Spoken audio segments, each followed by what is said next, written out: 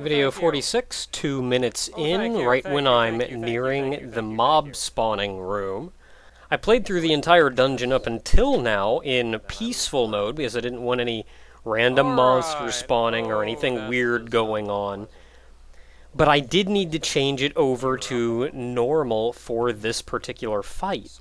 Now what I found though is if I let it sit in normal for too long, the room would get way overpopulated with enemies, and there wasn't really much I could do about it. I ended up changing it over to normal, I think near the end of everything that I was crafting and everything. One final chest or look into the crafting table is when I made the cut to change the difficulty to normal. I'll also say I changed this next room in several different ways. At first, I tried it just as is, and it really wasn't a challenge at all. It took almost no trouble. So not only did I want to make it a little bit easier, or not only did I want to make it a little bit harder, but I also had everything planned out about how I was going to get out of here, and I needed gunpowder. So I ended up putting a creeper spawner at the bottom. Now, I built this entire room out of obsidian or bedrock, one of the two. And I did that so the creeper explosions wouldn't destroy the entire room. I even built little stairways of obsidian underneath the cobblestone stairs, so once the stairs were blown up, I could still climb my way out. What I didn't realize is that the creeper explosions will destroy the monster spawners. I took about 3 different takes of this before I eventually tweaked everything and changed everything, and just got it to the point now where I left the creepers in, but the creepers are useless. But I needed the gunpowder, or I wouldn't be able to make the TNT in the end. I did try to play off the fact that the creepers weren't actually exploding, though. I tried my best to hide the fact that they weren't, but it ended up being really impossible overall to hide that. Video 46, 10 minutes, 25 seconds in. I had to re-record this part many times as well, because that sand up top is actually put into place using MC Edit. It's floating sand, and for all practical purposes it should fall. All it requires for the sand to fall is a block update nearby, and I don't know what was causing it, but for the about 20 times I recorded this, the block update always happened before I even got there. You'll also notice that there is a 1-block hole up top. That 1-block hole up top is not the exit, as many people told me it was the exit. It's not the exit. It's a 1-block hole. All it is a retracted piston used to cause the block update. I'm not sure how anyone would know for certain that that is the exit, considering this room actually isn't part of Escapecraft. This room was built by me. It was inspired by one of the early rooms in Escapecraft 2, but I put it in specifically at the end. The way you dug down directly before, that was the end of Escapecraft 1. So this room was put in entirely so I could continue the narrative. As the end of the video would show, that is indeed the sign maker showing up to check up on us. So this whole thing was essentially set up as a large obstacle course for me to get through. Lucky if I got through it, but by this point he was kind of bored and tired of me, and wanted to finish me off. Run me through a last obstacle course? Well, he just ran off and did his own thing. So he wasn't actually paying attention through the entirety of this. It was when I broke free at the end that I essentially gained his attention back, thinking that maybe I'm a little bit better at this than he thought I was. By this point in the story, the narrative is in full swing. Originally, during the journey home, I actually remembered this after making the previous video, but originally, during journey home, I wanted it to be a strict journey. I wasn't going to have the sign maker toying with us the entire time. I had plans of just a very large journey that we would go on. Fighting monsters, exploring the land, and just seeing a huge assortment of things. And that's kind of where Karast fit into the narrative originally. But it wasn't until the end of Karast that I decided to take the narrative in a different way. And that's the way that I stuck with throughout the rest of Journey Home.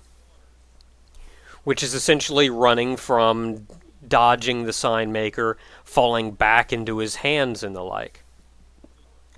So here, once again, we break out of his control and go about our own path, running from him, but still journeying home. And it's not until a bit later that we once again are found by him. Video 46, 18 minutes, 20 seconds in. That room directly off to my right, that large tower, is the tower with all the sand in it. The sand that fell on top of me. So if you want extensive proof that there is no other way out of that, there were no rooms on any other side of that. You could even see the spiral of redstone going way up to the top that connected then to a piston poking in the side. Video 47, about 30 seconds in when I read the two letters. This is the first time that I really sat down and thought what I wanted to do with the narrative and how I wanted to push the narrative. And starting up a new mod, I didn't want to just jump in and start doing this without reason. So I really pushed the narrative right here at the beginning. Sitting down, having the notes, having a little heart-to-heart with myself, remembering friend and where we're going and the like. And it's at this point that I stopped and really thought back to how I wanted to handle things. And I knew that I did not want to have a final showdown with the sign maker. Like a straight-up brawl with the sign maker. After all the testing he's putting me through, after all the testing that I was going to plan to have him put me through in the future, after everything he's witnessed me do, and in the end he thought he could take me in a fist fight. Overall, it just felt really stupid. So I knew I didn't want to do that, but I didn't know how I wanted to end it, or even what I was doing with the narrative and how I was going to push it.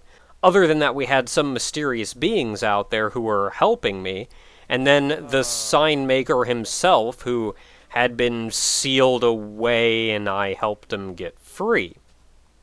And so what struck me then was to make the people helping me, the two people who talked to each other during the end credits of Minecraft.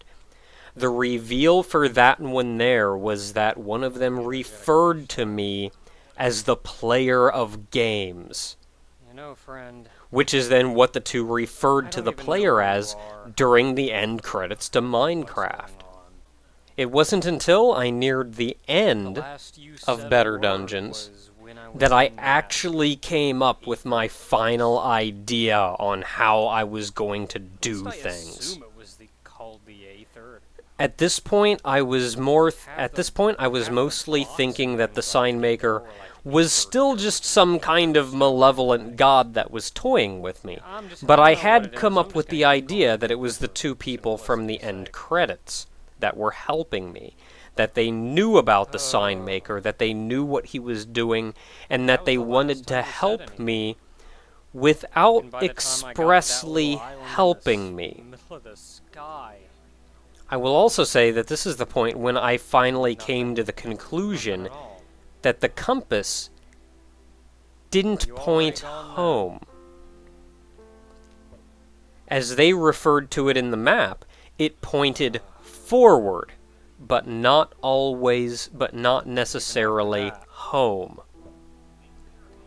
And by forward, it would essentially be showing me the world, showing me everything that I needed to see, to understand the world, to grow as a person, and to prepare me to finally confront the sign maker. At this point, I was on my own, though. I'd broken free from his control, and he was out searching for me. But he didn't know where I was, or what I was doing, or how things were going. So I'm on my own for a little while. Video 47, 9 minutes, 10 seconds in. There's a castle over there. I wanted to do this mod much the same way that I did the Aether, and it probably would have worked out for the better if I had. If I'd maybe sat down and made a little home for myself that I returned to, and then only ventured out to a couple different dungeons. But there are a lot of different dungeons in this game, and a lot of in this mod, and there are even a lot of different enemy and boss types. There's so much to show off, and I wanted to properly show it all off. What didn't occur to me at the time was that this was going to be some 9-10 different dungeons that I would have to run through. I did the same thing that I did with the Aether when I first created this world. I actually made a 3x3 group of maps, so I made 9 adjacent maps, mapping out the whole world. I circled every dungeon of every type that I wanted to show off. And I tried to draw a nice line that I could venture between them, so I could stop in one place and go. And I discovered that there was no way for me to get very many of them in if I did that. So instead, I simply flew around the map and found the one version of that dungeon that I liked the most, and circled that one. By this point, I was using single-player commands in full storm, and I would use it to set my home point after every single dungeon. I would set it on the far side of the dungeon, and then I would start on the opposite side of the dungeon, so I could walk and go the whole distance, running into the dungeon along the way. So I had a huge map with every dungeon that I wanted to show off circled on the map. I tried to tie them together in some kind of reasonable way.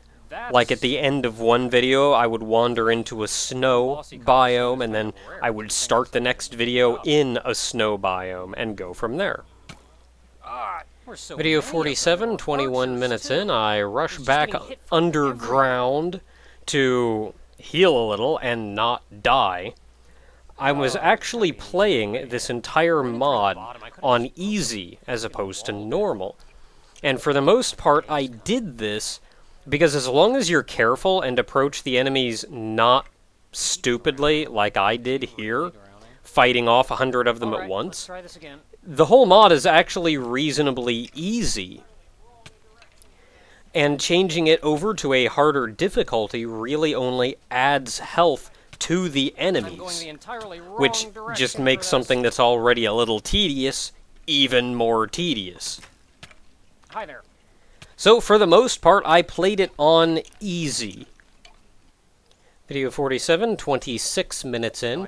Looking off in the distance, you actually saw a volcano. That is indeed a volcano dungeon. In fact, that is the volcano dungeon that I visit in the finale to this, or I shouldn't say the finale, but the near finale of this mod. As I mentioned before, I was doing them completely out of sequence, not necessarily in any kind of line. I drew my own narrative between them and set my home point accordingly, hopping around the map. one more. Video 47, 29 minutes, 45 seconds in. I got an achievement for beating that boss, and I'm actually really unhappy that I did. Kind of as I was saying before with the achievements, I have to hit the escape menu to see them, and you see the save and quit at the bottom of the escape menu. I think the whole idea of having to go through a big options menu kind of thing like that anyway helps I remember running around really break any suspension of disbelief in that I'm stuck here like that. So I really don't like doing it. I was debating if I wanted to show off all of the achievements in here, but half of them are broken anyway. So overall, it's another flaw with me doing this mod, in that it's really something that I just shouldn't have touched at all. Video 48, right at the beginning. I actually really wanted to do this pyramid boss early on. I didn't do it first because it wouldn't have been a good introduction to the mod, but I did want to do it early, and I wanted to because you're almost guaranteed a lot of diamonds as reward for it. I knew I was going to be doing a lot of fighting throughout the course of this, and I knew I was going to wear through my weapons and armor pretty quickly. So I wanted to be able to recreate that easily enough. The whole mod is generally designed around you already being kind of endgame before you even enter it. This is also where I came up with the very, very loose motivation for investigating the various dungeons and the like around, which is, if this is a new land, then I should learn as much as possible about it. Which makes sense all on its own, but really fails in the long run. Video 48, 6 minutes, 15 seconds in, when I'm actually filling in that little hole. All that is that a dungeon intersected this dungeon, or a cave intersected this dungeon, and I had off-screen played through this several times and prepared everything and made sure everything was alright. But as usual, I took 2 or 3 attempts at recording this entire thing, having to reset the entire map each time. And before I recorded this take, I forgot to fill in that hole. Looked around, I want to see where this center path